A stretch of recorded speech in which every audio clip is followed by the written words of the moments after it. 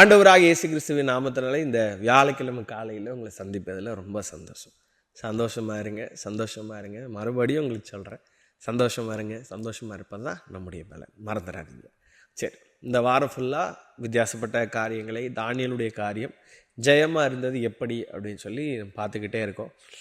இருதயத்தில் ஒரு தீர்மானம், வேண்டான்னு சொல்ல பழகுனா மற்ற ஜனங்களோ போல அவன் என்ன செய்யலை, வாழலை.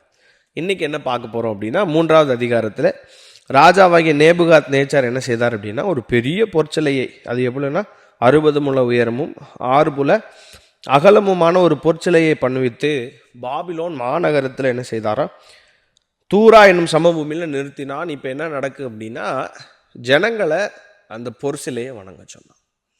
எல்லாரும் செய்யறதை செய்யாதீங்க. முதல்ல பார்த்தோம், இருதயத்தில் ஒரு தீர்மானம், வேண்டான்னு சொல்ல பழகுங்க. எல்லாரும் போல வாழாதீங்க. எல்லாரும் இன்னைக்கு 4வது என்ன பார்க்குறோம், எல்லாரும் செய்யறதை செய்யாதீங்க. இப்போ பாபிலோன் மாநகரத்தில் இருக்கிற எல்லாருமே என்ன செய்யறாங்கன்னா, இந்த பொற்சிலையை வணங்குறாங்க.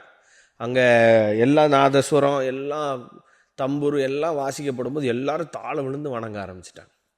ஆனால் மிஷாவேல், அனனியா, அசரியா இல்லையா, what a special man are these இல்லை. இவங்க 3 பேர் எவ்வளவு ஸ்பெஷலான பர்சன் பார்த்தீங்களா. எல்லாரும் வணங்குறாங்கன்றதுக்காக நான் வணங்கணும்னு அவசியம் கிடையாது. எல்லாரும் செய்கிறாங்கன்றதுக்காக நான் செய்யணும்னு அவசியம் கிடையாது. எல்லாரும் இதை பண்ணுறாங்க, இந்த உலகம் இன்னைக்கு இதெல்லாம் பண்ணுது, இதெல்லாம் நான் செய்யணுன்றதுக்காக நான் செய்யணுன்றது என் வாழ்க்கை அல்ல. அதுக்காக தேவ பிள்ளைகளை ஆண்டவர் தெரிந்து கொள்ளவில்லை. நம்மளாம் பிரித்தெடுக்கப்பட்டவர்கள். எனக்கென்று ஒரு ஜனத்தை ஏற்படுத்தினேன், எனக்கென்று, ஃபார் மீ. அவர்களின் துதியை சொல்லி வருவார்கள் ஆண்டவர் சொன்னார். இஸ்ரவேல் ஜனங்கிட்ட ஆண்டவர் தான் சொன்னார், நீ ஜாதிகளோட கலவாதப்பா, தனியே வாசம் பண்ணு, நீ வேற யாரு கூட போய் கலவாத, தனியாக இருக்க. அவங்க கலந்து போனதுனால அந்த ஜனங்கள் இவர்களை மனமடி வாக்கினார்கள் தான் பைபிள் சொல்லுது. அவர்கள் செய்கிறாங்க, அவங்க இது காரியம் பண்ணுறாங்க, அதனால இது நான் செய்யணும்னு அவசியம் எனக்கு கிடையாது. தேவ பிள்ளைங்களே, நிறைய இன்னைக்கு நம்ம கிறிஸ்தவ வாழ்க்கைக்குள்ள பாருங்க, மற்றவங்க செய்கிற அதே காரியம் இன்னைக்கு நமக்குள்ளேயும் வருது.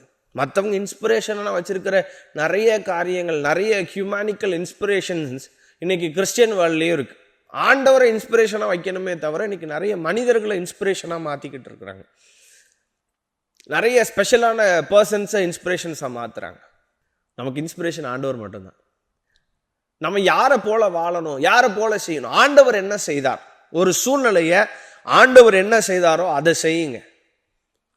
நிறைய பேர் எப்படி வாழ்கிறோம் அப்படின்னா, ஒரு பிரச்சனை வந்த உடனே, இந்த பிரச்சனையா, எங்கள் வீட்டில் அவருக்கு இந்த பிரச்சனை வந்துச்சு, அதனால இதே நம்ம செஞ்சிடலாம். இதுக்கு ஒரு நல்ல எக்ஸாம்பிள் சொல்கிறேனே, இது சும்மா லைஃப் எக்ஸாம்பிள் தான். இது இதே மாதிரி பண்ணணுன்றதுக்காக நான் சொல்லலை, ஒரு சின்ன எக்ஸாம்பிள். இப்போ ஒரு வீட்டில் ஒரு ஸ்பெசிஃபிக்கான ஒரு டிசீஸ் வருது அப்படின்னா, இந்த டிசீஸில் 2-3 டாக்டர்ஸ் பார்த்துருப்பாங்க. அதில் ஒரு டாக்டரோட ட்ரீட்மெண்ட் அவங்களுக்கு அக்செப்ட் ஆகிருக்கும். ஸோ அவங்க என்ன சஜஸ்ட் பண்ணுவாங்கன்னா, இன்னொரு குடும்பத்தில் அதே டிசீஸ் வருது, அதே வியாதி வருது அப்படின்னா அவங்க சஜஸ்ட் பண்ணுவாங்க, நீங்கள் இந்த டாக்டரை போய் பாருங்கள், இவங்களை பார்த்தீங்கன்னா இது சரியாயிரும் அப்படின்னு சொல்லுவாங்க. ஸோ அவங்க செஞ்சதுனால, சரியானனால உடனே இவங்களும் செஞ்சுவாங்க. So it happens. வியாதி வருது, டாக்டர்ன்ற சினாரியோ வரும்போது நடக்கும். ஆனால் இது இன்னைக்கு கிறிஸ்தவ வாழ்க்கையில் நிறைய காரியம் நடக்குது. என்ன நான் சொல்கிறேன் அப்படின்னா, நிறைய காரியங்களை பின்பாயிண்ட் பண்ண முடியும். பின்பாயிண்ட் பண்ணனா நிறைய பேர் இதை ஹர்ட் பண்ணும். அதனால நான் நிறைய காரியங்கள் நான் உங்களை பின்பாயிண்ட் பண்ணாமல் நான் பேசணும்னு ஆசைப்பட்றேன். மற்றவங்களை நம்ம ஹர்ட் பண்ண வேண்டாம். நான் என்ன சொல்கிறேன் அப்படின்னா, கிறிஸ்தவ வாழ்க்கை மற்றவங்க செய்கிறதுக்காக நம்ம செய்யக்கூடாது. ஆண்டவர் இந்த காரியத்தில் என்ன செஞ்சார், இதில் என்ன ஆலோசனை கொடுத்தாரோ அதன்படி செய்யுங்கள். அவர் உங்களுக்கு என்ன சொல்லுகிறாரோ அதன்படி செய்யுங்கள்னா யார் சொன்னா, இயேசுவை பெற்ற தாயாகிய மரியாள் சொன்னாங்க. அவர் உங்களுக்கு என்ன சொல்கிறாரோ, மற்றவங்க செய்கிற மாதிரி நம்ம செஞ்சுட்டா என்ன, இதில் என்ன அற்புதம் இருக்குது, மற்றவங்க செய்கிற மாதிரி ஒரு காரியம் நம்முடைய வாழ்க்கையில் நடந்த என்ன ஸ்பெஷாலிட்டி இருக்குது.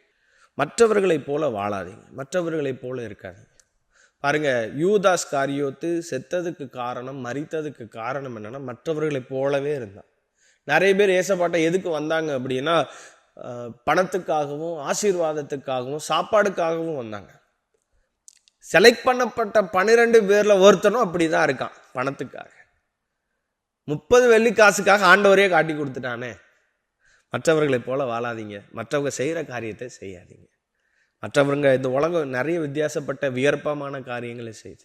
நம்மளை பார்த்தா அன்னைக்கு நம்ம எஸ்தருடைய காலத்தில் சொன்னாங்க பார்த்தீங்களா, ஒரு விகற்பமான ஜனம் நம்முடைய ஜாதி என்ன செஞ்சிருக்கு, நம்முடைய தேசத்தில் பரவி இருக்கு, இவர்களை நம்ம என்ன செஞ்சோம், அழிச்சிடணும். நம்மளை பார்த்தா கொஞ்சம் விகற்பமாக தெரியணும். ஏன்னா இந்த ஜனம் ஆளுகை செய்ய போகிற ஜனம். மறந்துடாதீங்க, ஒரு நாள் 1000 வருஷ அரசாட்சியில் இந்த பூமியை நம்ம ஆளுகை செய்ய தெரிந்து கொள்ளப்பட்டவர்கள். 1000 வருஷ அரசாட்சி நமக்காக காத்திருக்கு. அன்னைக்கு இது நம்மை குத்தின கண்கள் எல்லாம் பார்க்க போகுது. அதனால் மற்றவங்க செய்கிற காரியத்தை செய்யாதீங்க. ஆண்டவர் உங்களுக்கு என்ன சொல்கிறாரோ அதன்படி செய்யுங்கள். God bless you.